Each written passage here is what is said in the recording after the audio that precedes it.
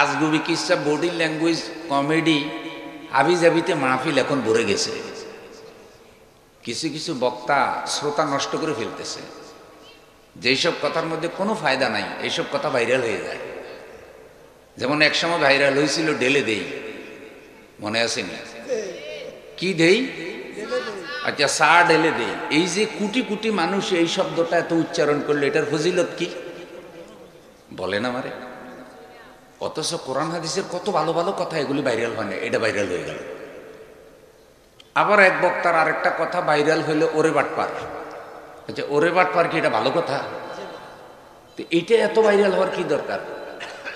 এইটা যখন বেশি ভাইরাল হইলো, আরেক বক্তা বলল কি ওরে সিটার,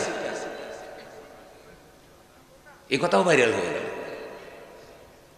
আবার বক্তার জবান দিয়া বাইর হইলো তুইও সিটিং আইও সিটিং। এগুলো কি মাহফিলের ভাষা? সিটিং, তুইও সিটিং আইও সিটিং, এটা কি কোনো মাহফিলের শান? এগুলি ভাইরাল হইল। আবার ভাইরাল হইল কি মুরব্বী। সাম্প্রতিক চলতেছে কি এখন মুরব্বী এত ভাইরাল হইল যে এখন এই বক্তা, যে বক্তা মুরব্বী বলছে, এখন তার দিনে রাইতে সকালে বিকালে শেষ রাত্রে সমানে মাহফিল আর হুজুর এটারই দাওয়াত দেয়। আর চাহিদার কারণে বক্তার মূল্যও কি বাড়ি গেল। আচ্ছা, এই মুরব্বী মুরব্বী এই কথাটা কি কথা? এটার কি এত ফজিলত?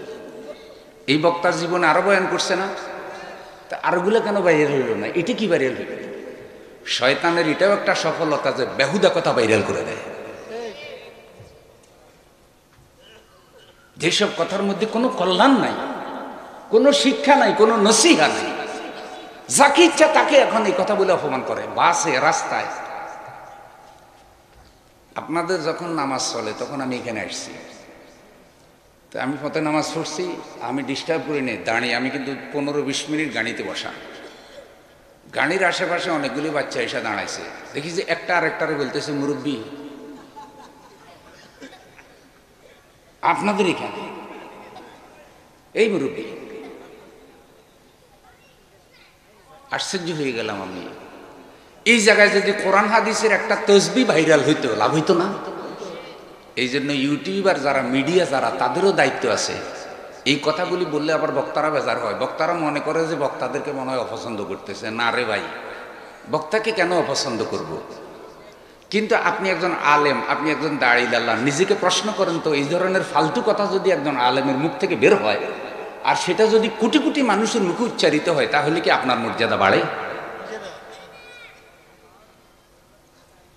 এই ক্ষেত্রে সোশ্যাল মিডিয়া, ইউটিউবার, ফেসবুকার, তাদেরও দায়িত্ব আছে, তারা যেন হাবিজাবি কথা বেশি ভাইরাল না করে।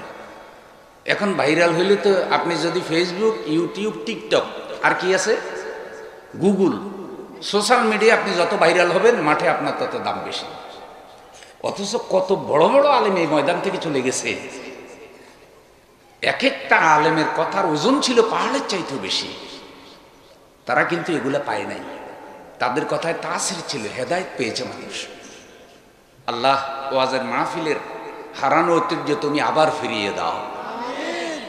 আমার এই কথায় কোন আপনার রাগ হয়েছে? কেউ রাগ হয়ে না ভাই, কেউ এখন বলে না এসব কথা, কারণ কেউ চায় না যে কেউ বেজার হোক। যে কথাই বলবেন সত্য কথা হইলে কেউ না কেউ বেজার হয়ে যায়।